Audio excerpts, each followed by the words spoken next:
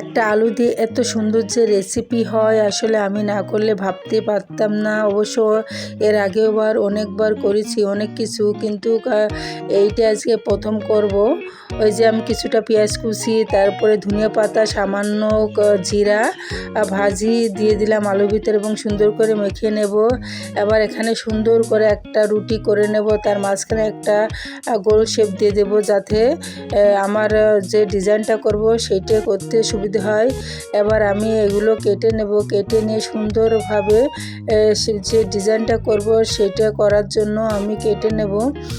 এখন এই কাটার পরে আপনি এই আলুগুলো আস্তে আস্তে তেলে ভেজে নেবেন, আর তেলে ভাজতে হবে যাতে ভিতরটা যাতে কাঁচা না থাকে, এর জন্য আস্তে আস্তে সুন্দর করে ভেজে নেবেন।